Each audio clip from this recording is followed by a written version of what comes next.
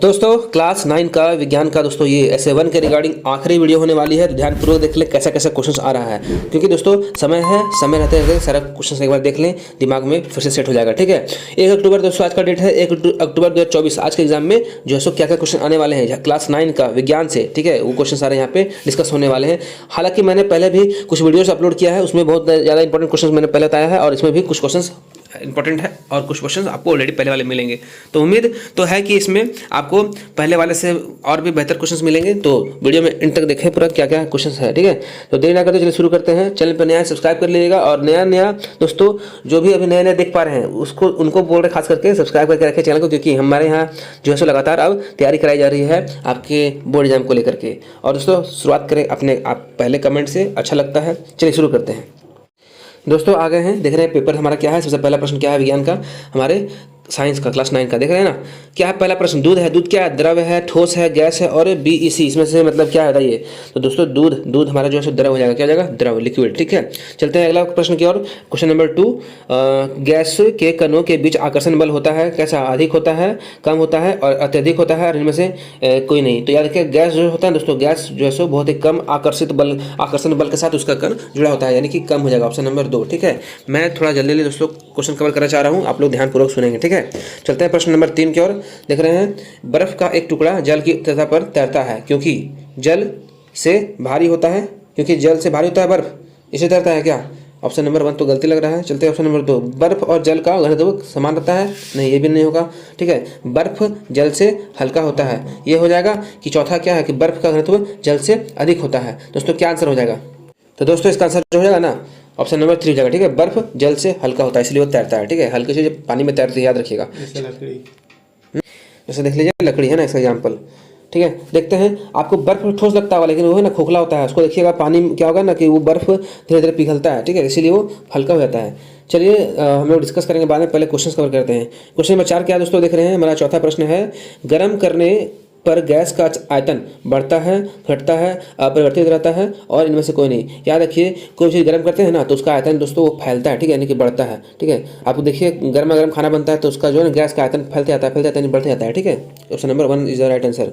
चलिए देखते हैं हमारा प्रश्न 5वां क्या है। देख रहे हैं कि निम्नलिखित में से कौन कपड़ा गर्मियों के समय में अधिक आरामदेह होता है। दोस्तों सूती कपड़ा हम लोग गर्मी में पहनते हैं। ठीक है, ये जो है दोस्तों हमें ठंडक पहुंचाता है, ठीक है, और कपड़ों के मुकाबले, और आरामदायक भी होता है। चलते हैं देखते हैं प्रोटॉन कण है क्या, ऋणावेशित और धनावेशित। देखिए दोस्तों याद रखिएगा, हमेशा आप लोग याद रखिएगा, प्रोटोन का स्पेलिंग शुरू होता है पी से होता है पॉजिटिव, यानी कि याद रखिएगा धनावेशित। ठीक है, धनावेशित को मारेंगे आप लोग, बाकी आगे पढ़ने की जरूरत नहीं है, मैं थोड़ा सा ट्रिक के माध्यम से बताऊंगा। ठीक है, प्रोटोन, पी से प्रोटोन, पी से प्लस। ठीक है, तो पी से प्लस मतलब धन आयन, यानी कि धनावेश, अब हमारा आंसर हो जाएगा, बाकी आगे पढ़िए मत, हमारा पॉजिटिव आंसर हो जाएगा, ऑप्शन नंबर 2 धनावेशित, पॉजिटिवली चार्ज। चलते हैं क्वेश्चन नंबर 7 में क्या है दोस्तों, परमाणु भार बराबर होता है किसका, परमाणु भार बराबर होता है, तो दोस्तों परमाणु भार जो होता है ना वो न्यूट्रॉन प्लस प्रोटॉन होता है, N+P। ठीक है, चलते हैं अगला प्रश्न देख रहे हैं क्या है, क्वेश्चन नंबर 8, परमाणु के नाभिक में कौन सा कण उपस्थित होता है, इलेक्ट्रॉन एवं प्रोटॉन, प्रोटॉन एवं न्यूट्रॉन, और इलेक्ट्रॉन एवं न्यूट्रॉन, और इलेक्ट्रॉन, प्रोटॉन और न्यूट्रॉन, क्या होता है। तो दोस्तों इसका आंसर जो हो जाएगा ना, हो जाएगा प्रोटॉन तथा न्यूट्रॉन, ऑप्शन नंबर 2। ठीक है, चलते हैं क्वेश्चन नंबर 9 के। दोस्तों समय बहुत कम है, देख रहे हैं, थोड़ा सा मैं स्पीड बोलूंगा ताकि क्वेश्चन ज़्यादा कवर हो सके, क्योंकि अपलोड करने में समय लगता है ना।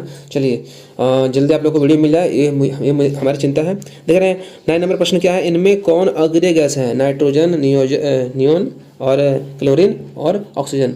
तो इसमें कौन सा अक्रिय गैस है, तो दोस्तों इसका आंसर जो हो जाएगा ना नियोन हो जाएगा, क्या हो जाएगा, ऑप्शन नंबर 2 नियोन जो है अक्रिय गैस है। ठीक है, चलते हैं अगले प्रश्न की ओर। 10वां नंबर प्रश्न देख रहे हैं क्या है दोस्तों, कि कैनाल किरणें किसका किरण पुंज है, प्रोटॉन का, इलेक्ट्रॉन का, न्यूट्रॉन का और अल्फा कण का, बताओ। प्रोटॉन का हो जाएगा दोस्तों इसका आंसर। ठीक है, ऑप्शन नंबर 1 क्या नाम है, कैनाल किरणें प्रोटॉन का पुंज है। ठीक है, चलते हैं अगला प्रश्न देख रहे हैं। हमारा अगला प्रश्न क्या है दोस्तों, एक तत्व के समस्थानिक होते हैं भिन्न परमाणु संख्या, भिन्न रासायनिक गुण और समान परमाणु संख्या, और इनमें से कोई नहीं।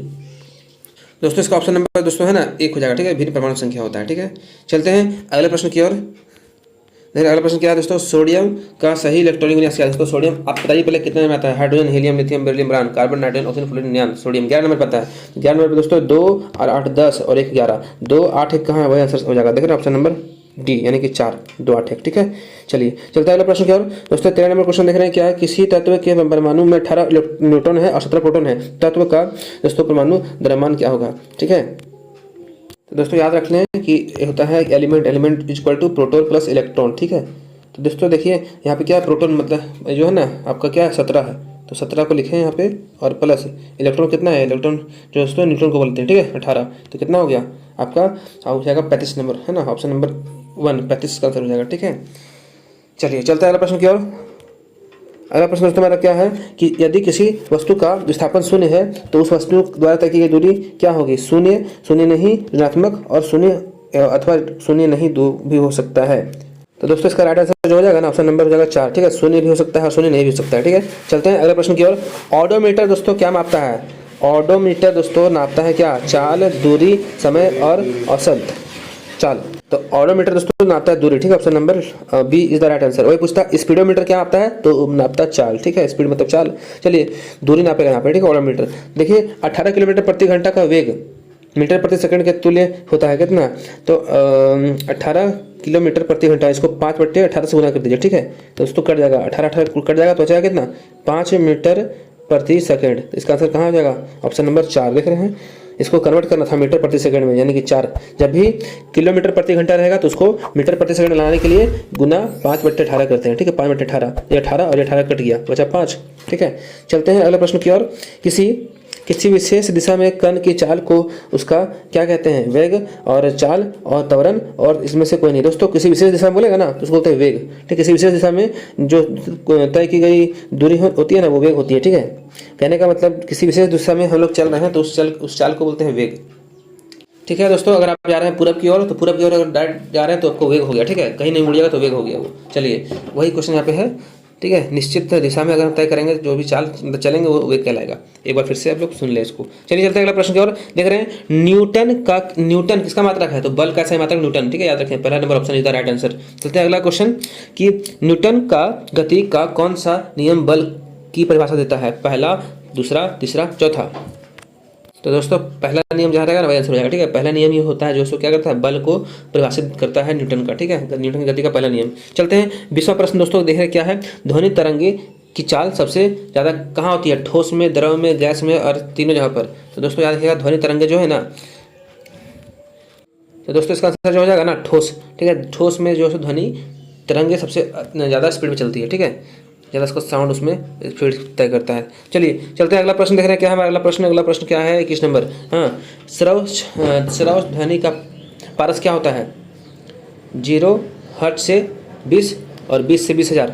दोस्तों इसका दोस्तों है ना 20 से 20,000, ऑप्शन नंबर 2 सही हो जाएगा। ठीक है, 20 से 20,000 हर्ट्ज तक हम लोग सुन सकते हैं। तो दोस्तों एक बार फिर से रिपीट कर दें कि मानव कान श्रव्य क्षमता जो होती है ना 20 से 20,000 हर्ट्ज होती है। ठीक है, चलते हैं अगले प्रश्न की ओर।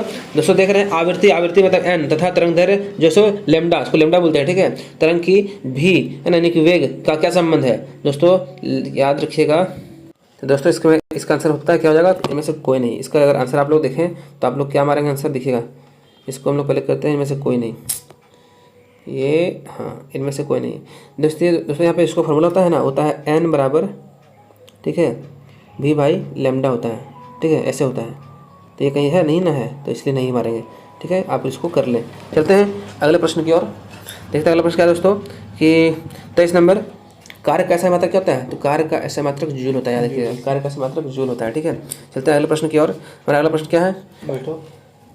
सर्वाधिक गुरुत्वाकर्षण जी का मान दोस्तों क्या होता है दोस्तों गुरुत्वाकर्षण का जो होता है ना सार्वत्रिक नियम स्थिरांक जो बोलते हैं वो क्या है, 6 × 6 7 × 10⁻⁻11 और nm² kg² पर kg²। ठीक है, चलते हैं। देखिए 4 वस्तुएं PQRS है और उसका क्रमशः जो है द्रव्यमान है 5 kg, 10 kg, 15 kg तथा 20 kg। किसका जड़ता सबसे अधिक होगा, तो दोस्तों जिसका भार सबसे अधिक है उसका जड़ता सबसे अधिक होगा। तो दोस्तों याद रखें जड़त्व का मतलब दोस्तों जहाँ जिसको ज़्यादा भार रहेगा ना उसको ज़्यादा झटका लगेगा। ठीक है, यानी 20 kg वाला ऑप्शन नंबर कितना है, एस है। तो एस कहाँ है दोस्तों, ऑप्शन नंबर 4। तो 4 हमारा सही हो जाएगा। ठीक है, चलते हैं हमारा अगला प्रश्न क्या देख रहे हैं। अगला प्रश्न दोस्तों क्या है कि 26 निम्न में कौन सही है। ठीक है, v² - c² = 2as। v² दोस्तों ऑप्शन नंबर 1 सही है। ठीक है, ये हमारा सूत्र है। ठीक है, v square minus v square अंतिम वेग माइनस प्रारंभिक वेग का स्क्वायर बराबर 2as। ऑप्शन नंबर 1 सही है। चलिए चलते हैं, अगला प्रश्न क्या है दोस्तों, आत्महत्या के थैली किसको कहते हैं? तो माइटोकॉन्ड्रिया नहीं, लाइसोसोम को बोलते हैं, सॉरी, लाइसोसोम को क्या बोलते हैं? आत्महत्या की थैली। ये हमारा शरीर में अगर ये कोशिका का लाइसोसोम जो होता है दोस्तों, एक थैलीनुमा आकार का होता है, फट जाएगा तो हमारा कोशिका मृत हो सकती है। ठीक है, ऑप्शन नंबर सी कर लें। चलते हैं, अगला प्रश्न क्या है, कोशिका की खोज किसने की? बहुत ही इजी सवाल, रॉबर्ट हुक ने। ठीक है, option number 1 is the right answer. ठीक है, चलते हैं, अगला प्रश्न देख रहे हैं क्या दोस्तों, अगला प्रश्न हमारा है कि जीने बने होते हैं, जीने बने होते हैं डीएनए खंड से और माइटोकॉन्ड्रिया एवं राजधानी से, लाइसोसोम से और क्रोमैटिन धागों से। तो दोस्तों ये होता है डीएनए से। ठीक है, डीएनए के खंड से बनाता है, जीन जो होता है डीएनए से बनाता है। ठीक है, याद रखें। चलते हैं अगला प्रश्न, तीसरा प्रश्न दोस्तों देख रहे हैं क्या, रंगीन प्लास्टिक को क्या कहते हैं? तो ल्यूकोप्लास्ट बोलते हैं। क्या होता है? ल्यूकोप्लास्ट। ठीक है, ल्यूकोप्लास्ट होता है रंगीन प्लास्टिक, जो पेड़ पौधा में लाल पीला हरा रंग होता है ना, पत्तियों का लाल रंग हो जाता है, कभी कभी फल फूल का हरा रंग से पक जाने के बाद लाल रंग होता है, तो वो ल्यूकोप्लास्ट से होता है। ठीक है, अगर भाई बोलता है कि हरा रंग किससे होता है, तो क्लोरोप्लास्ट से, हरा रंग रहेगा तो क्लोरोप्लास्ट से, और रंगीन रहेगा तो ल्यूकोप्लास्ट से, याद रखिएगा। चलिए ऑप्शन नंबर 1 कर लीजिएगा। चलते हैं, रक्त। रक्त देखिएगा 31 नंबर क्वेश्चन है, 31 नंबर क्वेश्चन क्या है, रक्त। रक्त कैसा है? तरल संयोजी उत्तक है। ऑप्शन नंबर 1 जो है सो सही हो जाएगा। ठीक है, चलिए आगे चलते हैं। रतौंधी रोग कैसा होता है? रतौंधी कैसा रोग है? अनुवांशिक रोग, हार्मोन की गड़बड़ी से उत्पन्न रोग, और ये जो दोस्तों कुपोषण से उत्पन्न और विटामिन ए की कमी से। दोस्तों रतौंधी जो है ना, कुपोषण से उत्पन्न रोग है। ठीक है, यानी कि मल न्यूट्रिशन को बोलते हैं। खाना पीना सही से खाइएगा तो रतौंधी कभी नहीं होगा, और नहीं खाइएगा तो रतौंधी हो जाएगा। ठीक है, देखिए कर्क नहीं है, कॉर्क है। कॉर्क कोशिकाओं में पाया जाता है क्या? लेटेक्स और सेलुलोज और सुब्रिन और लिग्निन। दोस्तों इसका आंसर जो हो जाएगा ना, ऑप्शन नंबर 3 हो जाएगा। ठीक है, सुब्रिन। चलिए चलते हैं, 34वां प्रश्न दोस्तों देख रहे हैं, बहुत जल्दी हम लोग 40 क्वेश्चन करने वाले हैं। थोड़ा सा मेरा वीडियो बहुत शॉर्ट होने वाला है, क्योंकि क्वेश्चन ज़्यादा है, हम जल्दी बोल रहे हैं ताकि हमारा वीडियो आपको टाइम पे मिल जाए। देखिए, शरीर का बाहरी और भीतरी रक्षक आवरण क्या कहलाता है? संवेदी उत्तक, एपिथेलियमी, याद रखिएगा, एपिथेलियमी। एपिथेलियमी को बोलते हैं हम लोग क्या? शरीर का बाहरी और भीतरी रक्षक। ठीक है, और संयोजी उत्तक तो नहीं होगा, कंकाल नहीं होगा, ये सब नहीं होगा। ठीक है, चलते हैं दोस्तों, अगला प्रश्न की ओर देख रहे हैं। हमारा अगला प्रश्न क्या है दोस्तों, एनीमिया नामक बीमारी। एनीमिया नामक बीमारी किस पोषक तत्व की कमी से होती है? आयोडीन, आयरन और तांबा और जस्ता। एनीमिया दोस्तों होता है पता है किससे? आयरन की कमी से। ठीक है, अब याद रखें, आयरन की कमी से एनीमिया हो जाएगा। ऑप्शन नंबर 2 जो है सही हो जाएगा। तो दोस्तों चलते हैं अगले प्रश्न की ओर, देखते हैं क्या है। एक दीर्घकालिक रोग क्या है? मलेरिया, एक्जिमा और जुकाम और हैजा। मतलब कौन लंबे समय तक ये रोग रहता है, बताइए। तो दोस्तों दीर्घकालिक रोग में आ जाएगा दोस्तों, पता है, खुजली, एक्जिमा। एक्जिमा हम लोग देखते हैं खुलाते रहते हैं, हमारा चमड़ी जल्दी ठीक नहीं होता है, ये स्किन बीमारी है। ठीक है, इसलिए ये काफ़ी लंबे समय तक रहता है। ठीक है, याद रखिएगा। चलिए चलते हैं, हमारा 37वां प्रश्न, वायुमंडल में कार्बन डाइऑक्साइड के बढ़ने का संबंध क्या है? समुद्र तल से उठने से, ओजोन परत के अपक्षय से, और अम्ल वर्षा से, और चक्रवात से। तो दोस्तों समुद्र तल के उठने से उसका आंसर हो जाएगा। ऑप्शन नंबर 1 हो जाएगा। ठीक है, बाकी इसका थोड़ा सा कन्फ्यूजिंग आंसर है, आप लोग कमेंट करें, लेकिन हाँ यही है सियोरिटी। चलिए चलते हैं अगला प्रश्न, देखते हैं 38वां नंबर क्या है कि पौधे जिन पदार्थों का संश्लेषण करते हैं वे कहलाते हैं क्या? जैव रसायन, चट्टान, फल और कार्बोहाइड्रेट। पौधे जिन पदार्थों का संश्लेषण है। हमारा 39वां प्रश्न, मलेरिया का रोग भाग क्या है? मक्खी, मच्छर। तो दोस्तों अंत मलेरिया किससे होता है? मच्छर से होता है। ठीक है, मच्छर से ही कटता है, मच्छर के काटने से ही मलेरिया होता है। ये हमारा दोस्तों आखिरी प्रश्न है, वे प्राकृतिक पदार्थ है जिसका उपयोग मनुष्य अपने जीवन यापन एवं विकास के लिए करता है, क्या कहलाता है? तो दोस्तों इसका जो आंसर हो जाएगा ना, रासायनिक पदार्थ तो नहीं होगा और वस्तु भी नहीं होगा। प्राकृतिक संपदा पे हम लोग दोस्तों निर्भर है, और इसी से हम लोग अपना विकास करते हैं। ठीक है, प्राकृतिक संपदा जितनी रहेगी हमारा उतना विकास होगा। ठीक है, प्राकृतिक संपदा यानी जल हो गया, खनिज हो गया, ठीक है, जंगल हो गया, ये सब चीज़। तो दोस्तों उम्मीद करते हैं आप लोग को समझ में आया होगा और 40 का 40% क्लियर हो गया होगा। दोस्तों आप लोग एग्जाम में जाएँ और ऑल द बेस्ट आप सभी को अच्छा करके आएँ, और आ करके हमें बताएं कि एग्ज़ाम कैसा गया। ठीक है, और आज दिन भर आप लोग का एग्जाम सेंटर पर ही दिन गुजरने वाला है, तो आप लोग अपना आराम से खाना पीना खा के निकल जाएँ और जो है सो एकदम एनर्जी के साथ एग्जाम दें। ठीक है, डोंट टेक टेंशन, और एग्जाम एकदम अच्छे से दें। ठीक है, चलिए मिलते हैं अगले वीडियो में, तब तक के लिए थैंक यू, वेलकम ऑलवेज।